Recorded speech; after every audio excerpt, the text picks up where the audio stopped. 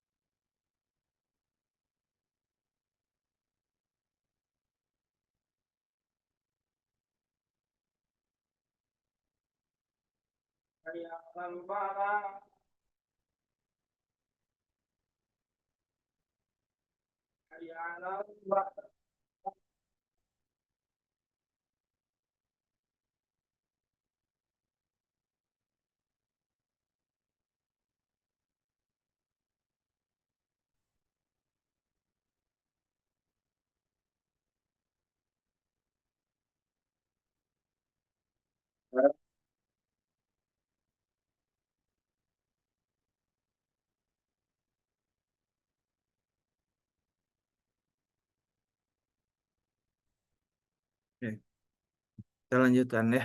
Jadi langsung dia memilihkan mana yang terkait dengan batuk efektif. Ada di gangguan diri tidak sendiri, pemeriksaan jalan napas tidak efektif, dan penampilan peran tidak efektif. Nah, nanti teman-teman bisa sama-sama koreksi ya. Ini memang masih kami juga dalam pengembangan gitu. Kalau ada salah-salah, mohon disampaikan ke saya. Nanti kita perbaiki ya kalau memang dirasa kurang sesuai. Karena memang eh, kami lagi kemarin-kemarin uji coba ya. Jadi tapi dilihat sudah mulai beberapa sudah oke bisa dipergunakan. Begitu ya. Ini sekadar informasi di awal begitu ya. Untuk mempermudah teman-teman nanti eh, membuat LP, ASKEP gitu ya.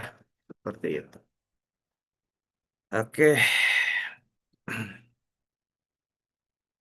saya akan langsung masuk ke materi. Ini tadi nggak apa-apa ya. Nanti pertemuan tujuhnya mungkin saya akan record terus saya kirimkan di di di LMS ya penjelasannya, materinya dan pretestnya. Begitu saja mungkin ya. Teh Meliana lagi itu dinas. Oke, sepertinya mungkin lagi dinas ya. Ya, saya langsung masuk ke materi saja ya.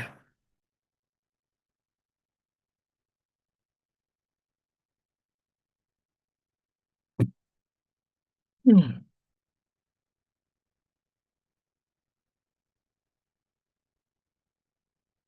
Oke, sebenarnya eh, sebelum memulai ini, mungkin teman-teman nanti banyak melihat, apalagi yang sudah bekerja ya, di kondisi di lapangan, sistem informasi itu berbeda-beda, ya, modelnya, bentuknya, gitu ya. Tapi mungkin ada kesamaan, ya, dalam isinya. Karena begini, berdasarkan hasil yang memang saya coba cari, yaitu ya penerapan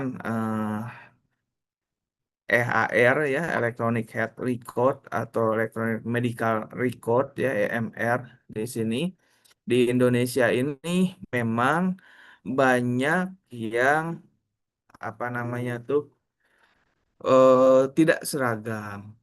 Ya, apa yang menjadi tidak seragamnya sejak keputusan dari peraturan Menteri Kesehatan ya, kalau nggak salah, saya lupa nomor PMK-nya ya, Menteri Kesehatan, peraturan Menteri Kesehatan itu bahwa kalau rumah sakit ingin akreditasi, semuanya harus di dalam dinyatakan dalam itu tuh hasilnya bahwa harus menggunakan rekam medis elektronik atau RME. Nah, dampaknya ternyata ada berdampaknya adalah terkait dengan keuangan ya. Tiap-tiap rumah sakit berbeda. Akhirnya model yang dibentuknya itu ada yang sesuai, ada yang tidak sesuai. Dalam artian maksudnya kurang gitu ya. Misalnya saya titik beratkan di keperawatan.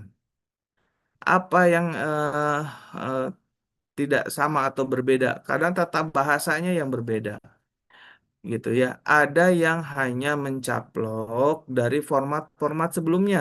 Ah, yang penting ada RME aja, rekomendasi elektronik supaya saya bisa akreditasi CAS, LARS gitu, bahkan mungkin GCI itu ya, Joint Komite Internasional yang dikatakan kalau dulu itu sudah berakreditasi GCI, maka dia kalau dulu ya ada rumah sakit yang berlabel rumah sakit internasional A, rumah sakit internasional B gitu ya. Nah, itu yang sudah terakreditasi GCI biasanya. Namun dicabut kata-kata internasional itu nggak boleh digunakan lagi karena dulu tuh ada satu kasus. Kalau nggak salah di salah satu rumah sakit sore yang rumah sakit Tangerang ya, nggak muncul yang namanya koin untuk ini gitu ya, kesalahan tindakan medis diduganya seperti itu. Karena itu terjadi pada rumah sakit internasional, akhirnya dicabutlah label-label yang eh, rumah sakit yang berlabel internasional, menamakan internasional. Cukup akreditasinya saja, tapi namanya tidak usah jadi ditambahkan rumah sakit internasional gitu ya. Jadi seperti itu dulunya. Nah, jadi memang berbeda-beda gitu ya. Nah, yang sudah diterapkan mungkin nanti teman-teman bisa sama-sama menganalisis untuk bahan di pertemuan selanjutnya yang nanti kita akan eh, lihat presentasi gitu ya dari eh, dua kelompok ya, analisis seperti apa ya yang sudah berjalan begitu. Nah, sama-sama menganalisis kekurangannya, kelebihannya, begitu nanti pada saat presentasi itu. Nah, karena berbeda-beda dan eh, kalau kita merujuk, ya, saya sedikit mengulas tren isunya ya. Apakah di yang sudah bekerja sudah ada gitu ya model-model seperti ini? Kalau kita melihat di luar perkembangan di luar Indonesia itu sudah banyak ya. Kalau di Indonesia mungkin atau mungkin sudah sekarang ya, eh, monitor itu ada di nurse station, tapi sekarang itu monitornya itu benar-benar bedside, ya, bedside di walk on wheel, ya, WOW namanya. Jadi bekerja memang si monitor ya didorong portable dibawa ke dekat pasien, pengkajian lakukan di situ. Langsung pencatatan digital di situ. Dia menggunakan timer. Jadi ketika Anda melakukan ini tercatat dimasukin di input situ berarti jamnya. Jamnya melakukan itu, jamnya melakukan. Maka kita melakukan apa saja itu terrekod gitu ya. Gelang nama pasien dikasih barcode, memberikan obat, identifikasi pasien, scan barcode di situ. Maka tercatat, dilihat obat apa pada jam itu dan itu sudah dibentuk di sistemnya, dia di input dulu gitu ya. Itu diberikan apa obatnya, jam berapa gitu, identifikasinya lewat seperti itu. Ya, itu udah luar biasa begitu ya. Nah, di kita mungkin ada yang sudah, saya sih belum belum tahu ya apakah sudah, tapi selama yang saya lihat belum ini hal ini terjadi. Ya masih ya sudah by komputer ininya pencatatannya, tapi belum yang di bedside pencatatannya gitu ya menggunakan digital seperti itu. Nah, bahasan kita hari ini adalah di keputusan berbasis data pada saat pelaksanaannya, di mana ini dipadukan ketika EMR-nya, RME-nya sudah by digital gitu ya. Pengambilan keputusannya by data gitu ya. Ini dinamakan dengan Data Driven Decision Making atau DDM. Ya, tidak berdasarkan perasaan, tidak berdasarkan intuisi, tidak berdasarkan perintah pengalamannya senior, tapi kita mengambil keputusan berdasarkan data, gitu ya. Nah, turunannya bahasanya adalah di manfaatnya serta hambatannya di pelayanan keperawatan seperti apa.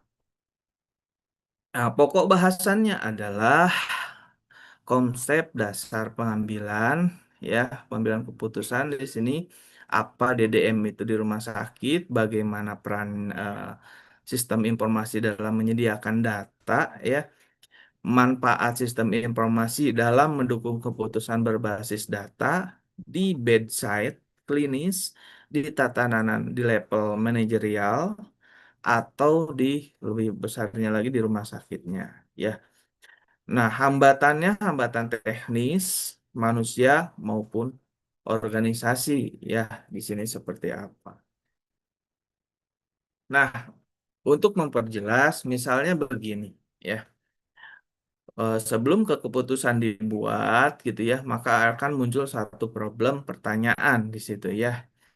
Misalnya ketika perawat yang sudah lama bekerja senior ya katakanlah dia berkata, ini kadang-kadang feeling juga oke gitu ya. Perasaan ini saya tidak enak nih pasien ini terlihat kok akan memburuk kondisinya. Nah, ini berbasis intuisi, berbasis pengalaman. Nah, akan tetapi di sisi lain melihat dari monitoring early warning score, ya menunjukkan misalnya contoh ini mah ya, teman-teman mungkin sudah belajar early warning score juga ya, EWS ya, skor EWS 2 stabil, ini berbasis data. Nah, ini membedakannya ya. Ada yang berbasis intuisi, ada yang berbasis data. Nah, pertanyaannya adalah siapa yang benar?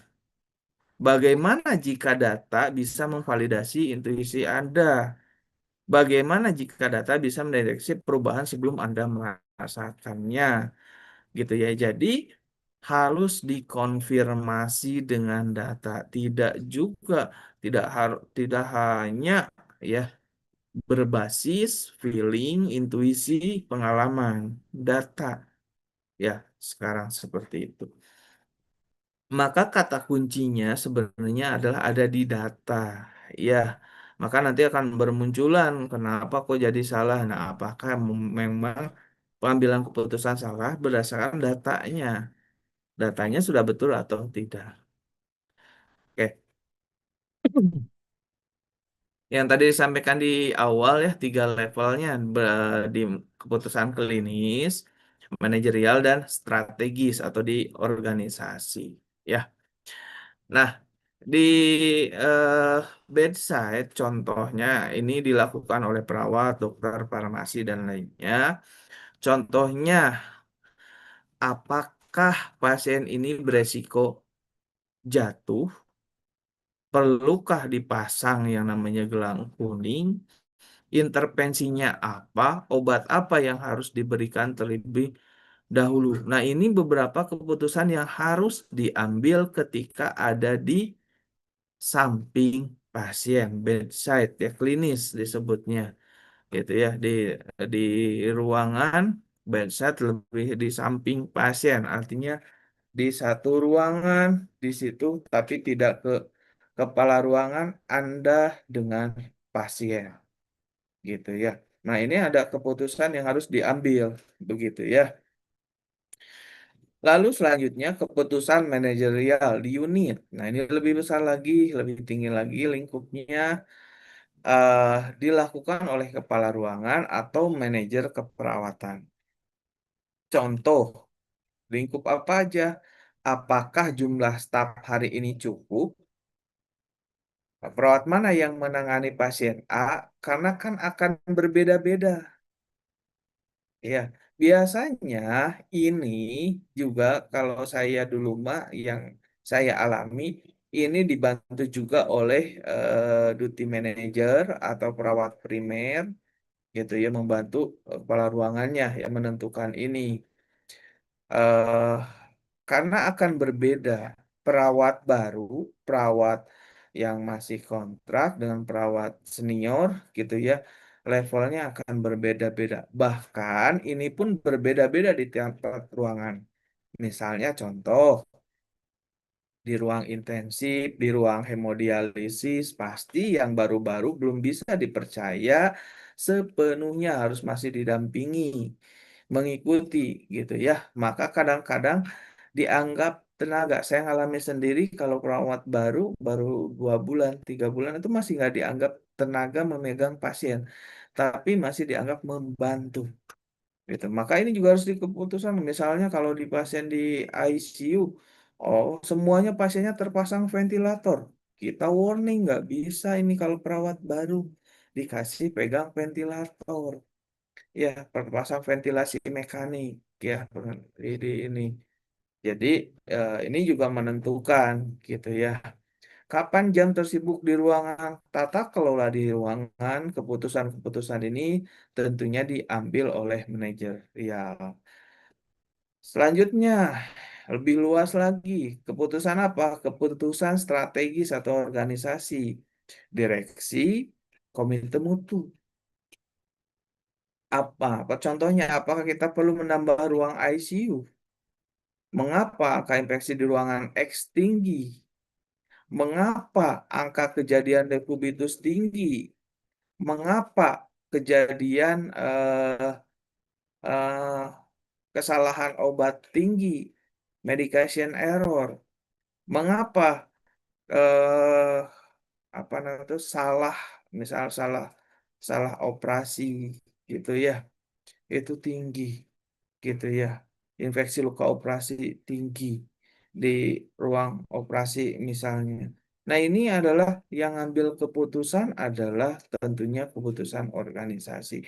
Maka apakah semuanya menggunakan feeling, pengalaman? Nah, keputusan ini haruslah didasarkan pada keputusan eh, berdasarkan data. Ya, nggak bisa berdasarkan feeling. Ya. Lalu dikatakan data driven decision making adalah praktiknya bagaimana mengambil keputusan berdasarkan analisis dari data dan bukti atau evidence. Ya, nah teman-teman pun di perkuliahan nanti kalau misalnya profesi nurse kan harus praktiknya tidak hanya praktik ngambil skill, nyari skill, tapi harus praktik juga berdasarkan bukti, evidence based practice. Ya, bukti literaturnya ada, SOP-nya ada, mempraktikkan satu intervensi yang berdasarkan bukti telaah jurnal sudah dilakukan, lalu Anda membuktikan itu. Bukan berarti intuisi klinis tidak penting. Ya, pengalaman penting, pengalaman. Gitu juga ya, ngambil keputusan itu. Tapi DDM ini, data driven decision making ini adalah terbaik adalah gabungan antara apa yang dikatakan sistem dan pengalaman klinis konteks yang dipahami oleh perawat. Gitu ya. Jika ada data tanpa konteks, maka berbahaya. Nah, kenapa? Contohnya seperti apa? Gitu ya. Ada data, misalnya data pasiennya di rekam medisnya, flow-nya memperlihatkan tensi makin eh, apa namanya itu turun, heart rate makin naik, gitu ya. Tapi kalau hanya punya data, tapi konteksnya nggak ada, oh ini konteksnya adalah pasiennya mulai takikardi, eh, hipotensi, suhunya naik. Ah, apakah dia ada kekurangan cairan? Nah, konteksnya di situ. Itu ada datanya. Tapi kita tidak konteks, hanya data, data, data gitu. Tidak punya analisis juga di situ. Maka juga berbahaya. Itu bisa saja dibiarin, udah gitu ya. Nah, nggak bisa juga. Seperti itu bisa berbahaya. Harus ada pengetahuan di situ. Maka nanti ada DIKW gitu ya. eh Bagaimana hierarkinya kita mengambil satu keputusan. Terus kalau intuisi ya tanpa data beresiko. Feeling saya ini perburukan. Ah, feeling saya ini kekurangan cairan. Udah saya loading aja cairannya loading 500 cc gitu ya karena ini kayaknya nggak bisa juga gitu ya beresiko. Bagaimana kalau dia ada gangguan jantung gitu ya di loading cairan yang dia kelebihan cairan gitu ya. Nah, itu memperberat kondisi, beresiko, ya, bisa bias di situ. Maka di sini ada yang dikatakan biasanya orang menyebutnya hierarki ya dalam pengambilan keputusan. Bagaimana mengubah data menjadi satu keputusan. Singkatnya ini DIKW ya. Data, informasi, knowledge, dan kebijaksanaan atau kebijakan keputusan atau dikatakan wisdom.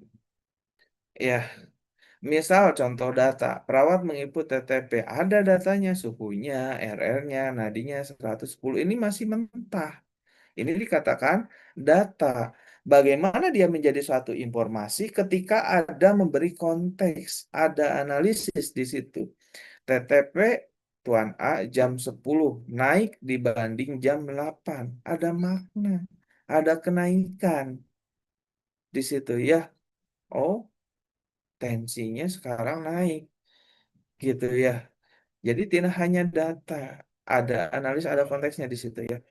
Lalu bagaimana sampai ke pengetahuan sistem membandingkan pola kenaikan TTP ini memenuhi tiga kriteria SIS, pola atau trennya, naik turunnya, gitu ya. Tidak hanya membandingkan ke satu, apakah dia fluktuatif, apakah dia condong menurun, gitu. Oh, ini kemungkinan apa,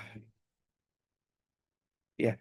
Sampai nanti bisa ngambil keputusan, sistem memberi alert, ya, rekomendasi laporan DPC. Kalau sudah kita marking di sistemnya, kalau heart rate-nya sudah sampai 160, ya, kita kalau pasien jantung misal waspada untuk VT misalnya, ventricle tachycardia, gitu ya, sudah misalnya kuning. Nah, apakah di sistem yang dibuat sudah sampai ada muncul alert di situ? Gitu ya, atau hanya baru pengumpulan data di tiap rumah sakitnya. Nah, kita berbicara misalnya ini yang saya sampaikan adalah yang memang sudah berkembang gitu ya. Sudah ada sistem alert tersendiri gitu. Ini dibuat keputusannya, ada alert itu keputusan di mesin, di komputer, tapi yang menindaklanjuti tetap kita. Rekomendasinya adalah dia munculkan rekomendasi apa, lapor DPJP-nya. Apakah perlu cek latak misalnya kalau pada pasien sepsis gitu ya, seperti itu. Jadi nanti ada keputusan tindakan yang dilakukan. Maka yang besar piramid seperti ini adalah dari data. Dia mengkerucut menjadi satu informasi, menjadi pengetahuan, knowledge, dan pengambil keputusan. Harus didasarkan pengetahuan dan awalnya dari data. Ya, maka ada yang hierarki DIKW gitu ya, hierarkinya data, informasi, knowledge, dan wisdom. Ya, oke. Nah, karena kita berbicara dua hal pada poin ini adalah manfaat dan hambatan. Maka manfaatnya ya, eh, yang pertama di klinis ya, adanya objektivitas dan standarisasi. Dengan data di entry ke dalam komputer, gitu ya, ini menghilangkan bias, mengurangi keputusan aplikasi atau hanya kira-kira, gitu ya. Oh, ini ada karena feeling itu kadang-kadang kuat ke ini, jadi nggak sama, gitu ya. Maka kalau data ya sesuai realnya, gitu ya. Menghilangkan yang namanya bias. Contoh misalnya, kalau sudah dibuat dalam sistem, ada yang namanya asesmen resiko jatuh. Ya, tanpa SI, perawat bilang misalnya, ini tidak beresiko. Oh, perawatnya bilang ini beresiko. Ini dua-duanya adalah awalnya subjektif gitu ya. Maka dengan sistem informasi, perawat wajib mengisi form misalnya pakainya apa terserah, misalnya pakai formnya untuk risiko jatuhnya pakai Morse atau Humpty Dumpty gitu ya. Sistem mengotomatisasi mengeluarkan skor, kan datanya sudah ada gitu ya. Misalnya terpasang IV line, misalnya yang ini ya, hanya contoh saja, mempunyai riwayat jatuh atau tidaknya gitu ya. Kan itu sudah ada data di awal, maka harusnya dia langsung m- menampilkan scoringnya gitu ya. Skor-skor dari sini punya data ini kan gitu ya. Nah, keputusan adalah oh skornya 30 misalnya. Maka intervensinya pasang gelang kuning atau diedukasi harus dijalankan. Maka ini eh, dibantu dengan sistem informasi, tidak hanya subjektif ya, berdasarkan data dari uh, making ya, decision making. Selanjutnya tanam klinis, contohnya adalah clinical decision support ya, konsep sistem memberi alert reminder atau rekomendasi saat kita kerja. Contohnya apa? Cek alergi, ya. Tentunya data alergi kalau dari dulunya kan tidak berubah. Biasa kalau di awal sudah alergi itu ya ketika kontrol ke rumah sakit, kontrol lagi nggak harus dong ditanyakan. Ya, punya data sendiri di situ. Perawat akan memberikan amoxicillin. Data RMM mencatat pasien alergi. Sistem otomatis memblokir. Ya, gitu ya dengan memberikan peringatan merah gitu ya. Gitu ya. Harusnya sampai sana gitu ya sistemnya. Ini namanya adalah CDS, otaknya di dalam komputer yang langsung dia meng, apa namanya tuh mengambil keputusan. Oh, ini karena memang sudah terdata itu ya. Oh, ini mah eh, peringatan seperti tadi yang CDS yang saya sampaikan di aplikasi website tadi di awal. Ketika klik ini maka munculnya adalah ini optionnya. Itu juga keputusannya gitu ya. Ini loh luarannya, ini loh diagnosisnya gitu ya. Nah, sistem pun itu. Ini belum sampai ke AI kita ya. Itu bukan dibuat oleh AI, bisa ditautkan gitu ya seperti itu.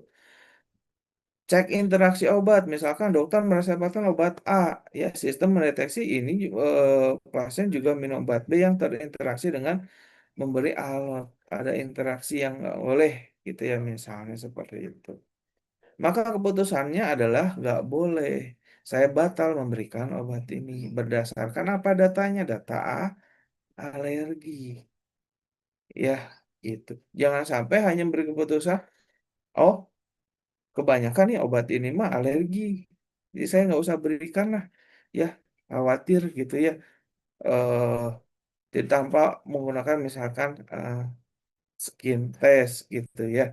Atau mau skin test dulu. Kalau ada data alergi ya, tidak ada data alergi boleh skin test dulu. Tapi kalau sudah ada datanya alergi nggak usah di skin test lagi langsung batalkan pemberian obatnya. Gitu ya. Ini membantu di sini kemanfaatannya. Di klinis adalah clinical decision support.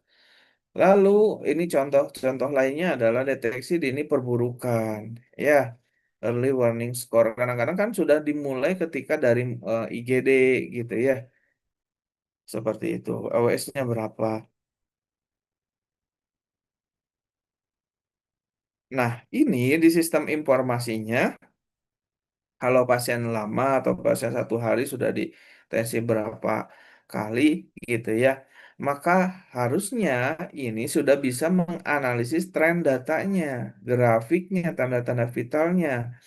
Nah, ini yang sering luput dari mata manusia. Kadang-kadang kok perburukan ya? Coba-coba kalau misalkan kita lihat lagi, kan lama waktunya ya. Kalau misalnya bisa tren muncul grafik tensinya. Nah, ini memudahkan. Nah, ini salah satu manfaatnya. Perawat menginput TTV, RR, nadi, tensi, suhu sadaran, KSK atau tablet. Ya, sistem otomatis menghitung skor EWS-nya tanpa kita hitung manual. Nah, ini menjadi salah satu manfaatnya. Maka keputusan akan ambil sendiri, oh skor 2. Keputusannya apa? Misal skornya ini contoh 0 sampai 2, keputusannya apa yang dibuat oleh sistem? Dia menyarankan monitor standar gitu, standar dimonitoring secara standar. Lapor kalau 3 sampai 4 lapor perawat senior atau karu. Skor 5 misalnya ini contoh saja ya keputusan aktivasi code blue misalnya tim reaksi cepat gitu ya. Jadi dia langsung menganalisis gitu ya. Keputusan didasarkan data. Ya, maka dicek apakah WS sudah ada di sistem, pasien jatuh, ada risiko jatuh, kan itu bisa dinilai sudah ada di sistem atau tidak. Apakah kalau sudah ada, dia juga sudah bisa menggunakan DDM di sistemnya, ya atau belum. Kan ini mempermudah. Sesuai di awal saya sampaikan teknologi itu hadirnya adalah untuk mempermudah, bukan untuk mempersulit. Itu kata kuncinya. Manfaat lainnya untuk manajerial, si manajerial, efisiensi dari sumber daya. Ya, bagi kepala ruangan, data SIK adalah alat untuk mengelola staf dan logistik. Kepala ruangan kan jarang, eh, mungkin masih ada yang terjun pegang pasien. Ya, harusnya kan sudah enggak gitu ya. Eh, Dia lebih ke manajerial ruangan. Ya, stafnya cukup atau enggak, ya logistiknya cukup atau enggak, peralatan alatnya masih oke atau tidak, ke arah sana kan kepala ruangannya. Contoh aplikasinya apa? Workload management, ya. Nah, misalnya tanpa sistem informasi yang ada, gitu ya. Pembagian pasien tidak adil. Perawat A dapat 5 pasien ringan, perawat B dapat 3 pasien berat.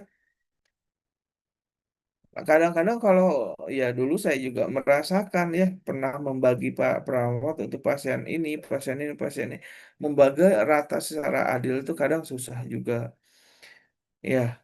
Nah itu kan keputusan yang tetap harus diambil begitu ya. Nah dengan adanya sistem informasi harusnya ada dari scoring.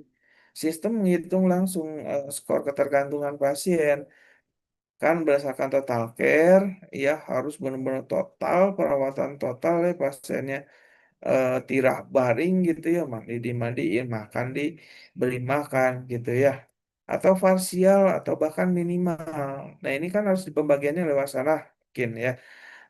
Karena pembagian mungkin ada metode-metodenya tapi yang pernah saya alami adalah berdasarkan kebutuhan ini berdasarkan asesmen sih ada asesmennya yang seperti ini juga ada scoringnya seperti ini. Ya, total care, partial care. Nah, ini bandingkan. Keputusan yang diambil adalah apakah kepala ruangan bagi shift berdasarkan total skor beban kerja dari data ya, bukan hanya jumlah pasien. Oh, ada 10 bagi rata aja. Misalnya ada perawatnya 5 oh dua-dua gitu. Biasanya kan nggak bisa seperti itu. Kebutuhannya berbeda-beda. Yang satu banyak tindakan, yang satu enggak juga kan. Nah, itu.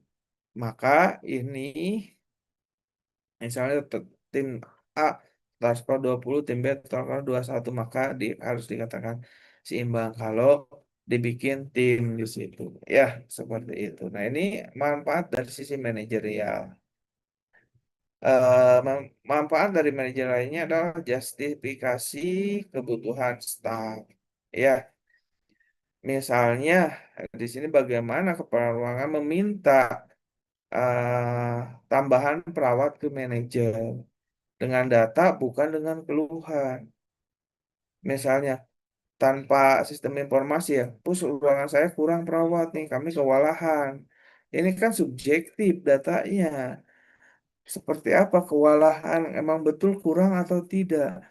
Tapi kalau menggunakan sistem informasi, dia ngambil kebutuhan berdasarkan data, maka dia akan menarik langsung dashboard SIK, rata-rata skor kebutuhan pasien di ruangan ya berapa angkanya, rata-rata jam perawatan pasiennya berapa, berdasarkan rumusnya masuk, dimasukkan gitu ya, kebutuhan perawatnya berapa muncul. Nah, misalnya 25, tapi kami hanya punya 20. Nah, berarti memang kurang 5 atas dasar data ini, maka diajukanlah ke manajer. Keputusannya tidak berdasarkan subjektif. Manajer perawatan menyetujui penambahan 5 perawat untuk ruang tersebut. Nah, ini berarti keputusan dari manajerial juga berdasarkan data. Ya, seperti itu. Lalu manfaat lainnya secara strategis, misalnya untuk pemantauan mutu dan kinerja. Nah, bagi direktur atau direksi, data dari SIS atau SIK adalah radar untuk melihat kesehatan dari rumah sakit. Ya, sehat nggak nih sistem yang ada gitu ya.